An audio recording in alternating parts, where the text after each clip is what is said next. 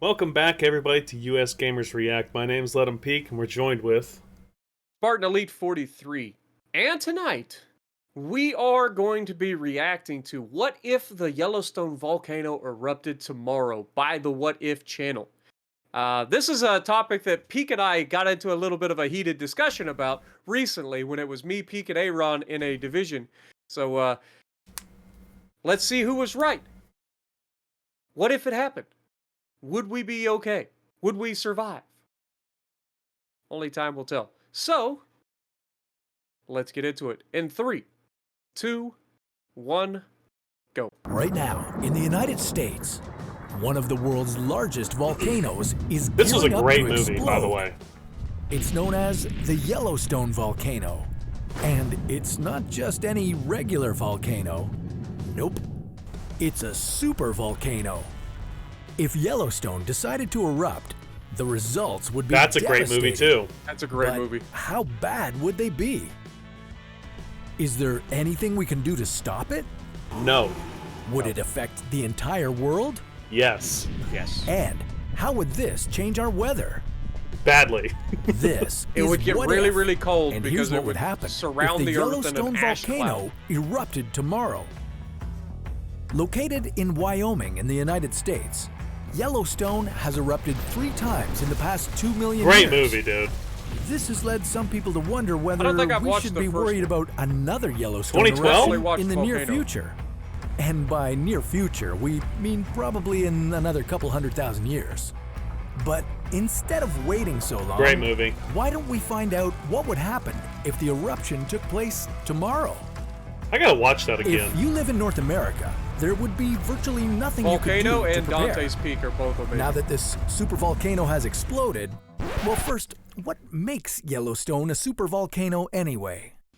Well, apart from it being larger in size, a supervolcano also produces a much more massive explosion. Most of the time, when we think of a volcanic eruption, we think of the hot, molten lava spewing down, covering the surrounding area. Well, while that would happen at Yellowstone, and it is something you'd need to worry about, It has happened. it wouldn't be the only thing. In fact, the lava pouring out of the volcano might be the least of your worries. Surprisingly, there wouldn't be much of it. At least not as much as you'd expect from a supervolcano. That's because before lava leaves a volcano, it's first known as magma. But in this case, a lot of Yellowstone's magma won't be able to become lava. That's because it will be shot up into the sky, becoming airborne ash particles. And it won't just be any type of ash.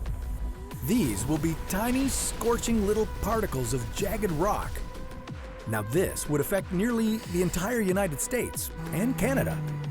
Tens of millions maybe. of people within 1,000 kilometers of the eruption would die. If you breathed the ash, which would be inevitable in a scenario like this, Within 1,000 it would form kilometers. a Peak. cement-like mixture in your lungs, causing Dead. you to suffocate. Yeah. Buildings would collapse as just 30 centimeters of ash is enough to cave roofs in.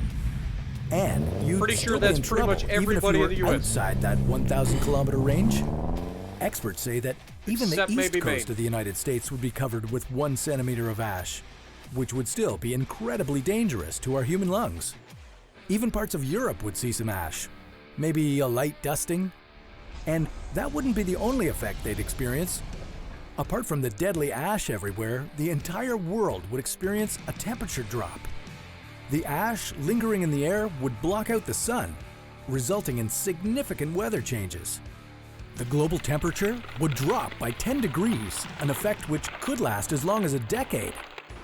The ash would also affect crops, water supply, and virtually everything else One of my in the favorite western movies part of right the there. world. So, although you'd probably survive the initial explosion, This is you'd 2012. eventually You haven't suffer seen the that? consequences of the ash. Whether No, that I've never means seen dying 2012. relatively quickly or living long enough to experience a colder, harsher world. Luckily, you can take a deep breath of ashless oxygen knowing that something like this will probably never happen, at least not in our lifetime. An eruption like what this movie at is Yellowstone that? would be known as a supervolcanic eruption. A more likely explosion at Yellowstone would be a hydrothermal eruption. This mainly involves a lot of steam and some rocks hurtling through the air. Although something like this would be bad, it wouldn't be nearly as scary as what we're getting here. That's A 2012. more likely eruption at Yellowstone would be a relatively simple lava flow. In fact, since the last major explosion, 600,000 years Pompeii. ago, we've had nearly 50 of these eruptions and 0 casualties. We know one way Yeah. to almost certainly get killed by lava, and it involves dropping your trash into it. But that's a story for another What If. Wait, now they got me intrigued. Right? It was dumb to say, you know what? I got a lot of trash. I think, I need to get rid of this trash. Rather than, burning the trash yourself in a burning barrel or a pile, or, using some sort of dumpster with the trash company. Let's just go up to the local volcano and try to throw it in there. And then Yeah, slip and that's fall been into it. that's been a theory for a long time, because trash is a big problem, and just throw it in a volcano, it disintegrates. But there's something else to do with it. Something how it's going to react. The lava's going to react to it, and it's like supposedly it's supposed to be really bad. So I don't know, but okay. Well, there's a couple things we can hit on. First off, with Yellowstone. Yellowstone has gone off. Hold that thought. I just got to think. I know this is random, but we just got an update. Tom Brady has tied the game with 42 seconds left. I didn't even know he was playing right now. Yes, they were down 27-3. They just tied it up 27-27. Tom Brady is the GOAT. Tell me again. God, that man is amazing. Okay, so back to the volcano Sorry thing. about that. We all love Tom Brady, but Yellowstone has gone off many times since the last big eruption. Right, and normal small eruptions that we're And used when to it seeing goes every- off, it's not so much the ash that's going to cool the planet; it's the sulfuric acid, because it's going to get launched up into the troposphere, and it will not come out of it for a long time. So it'll circulate the entire planet up in the troposphere, and that's what's going to cool the planet down significantly. Because the volcano that just went off in the Philippines? Yeah. Well, that's what they're talking about now. NASA's watching that because they're tracking the sulfuric acid in the troposphere, and they're saying that it might have a small impact on the climate. It might cool the planet down just a little bit, depending on how long it stays up there. Interesting. So you're saying that it's not the ash itself, it's the sulfur or like the sulfur, right? The sulfuric acid, yeah, and then Right. it will come out of the troposphere eventually, but it's going to be up there in the jet stream for who knows how long. And when it does come down, it'll be acid rain. Which would be real bad. Yeah, and that's another reason they're watching the volcano that just went off, because it's got sulfuric acid up in the upper atmosphere. I love volcanoes, man. Earth stuff, earthquakes. Mm-hmm. For real, man. I'm a science nerd. I love that stuff. I'm not gonna lie. Yeah. I was trying to look up to see like how far away I am from the Yellowstone volcano, because they said, what was it, 1,000 kilometers? Anybody within 1,000 kilometers, which is roughly what, 2,200 miles? Well, hold on. So let's address that too, because when we were talking about it, some other people were like, "Oh, you're dead, Peak." But no, it completely is going to depend upon what time of year it is, and it'll come down to the week, as in where the jet stream is and where the low-level winds are. Because I hate to tell you, if you're upwind of the thing and you're 500 miles away, you're not getting one particle of ash. It's just not. It's not like 1,000-mile circle. It's going to be an ellipse, like an oval. And it's going to go that direction. It's going to go where the prevailing winds are. But definitely, if you're east of the volcano, see, I'm south. I'm southeast. So if it hits in the winter, yeah, we're boned here. But if it hits in summer, say, like August, I'm probably fine. It's going all up into Canada, Great Lakes, up that way. Well, I hate to tell you this, but I'm basically due east of this thing. I'm a little south, but mostly due east. Yeah, Which means you're we're probably bringing getting ash. the ash straight to us because we got the ash straight from the Mount St. Helens eruption, which I believe is Yeah. in Washington, right? Yeah. So if we got ash from the Washington eruption, guess what? Yellowstone's a lot closer. And I just looked it up. We are 1,789 miles away from the caldera at Yellowstone, which means that I am within that 1,000 kilometer range of just being dead in the first day. So when I said I was dead during the stream the other day, I was correct. Oh, you're welcome. Hey, they said it in the video. Explosion and the radius.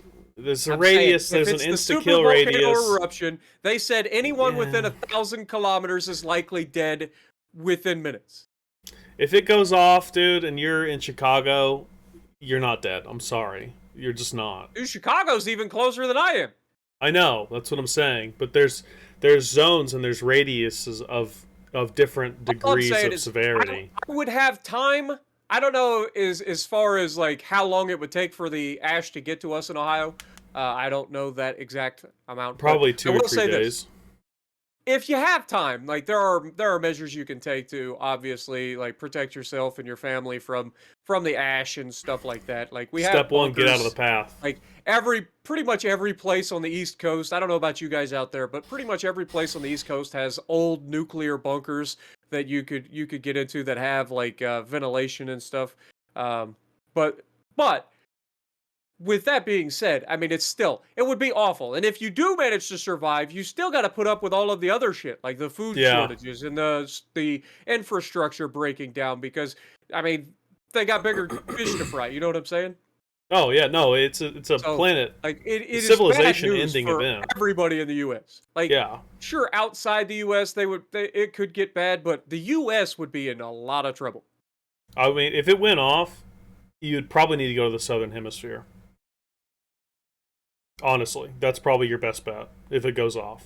I don't know if you get out of the Northern Hemisphere. But, I'm a long ways from the Southern Hemisphere.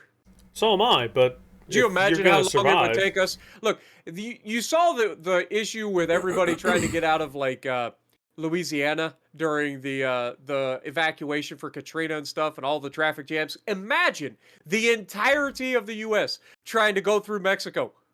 I want to talk about flipping the script. Talk about flipping the script. They'd be like, what is it, 170 million people in the U.S.? Dude, go steal a sailboat down the Gulf. It's your best bet. Propulsion for free, right? And you can sail anywhere there's water. And you don't have to worry about traffic jams. No traffic jams. Take fishing gear, right? Catch your own food. All right, so now let's make our evacuation plans. I'm in New Lex. I got to drive at least 9 hours to the ocean, so we got to go straight due east, go right out through, like, Baltimore, Maryland, essentially. Get to a fucking ship and get the hell out of here. Depending on the time of year, you might want to drive south to the Gulf.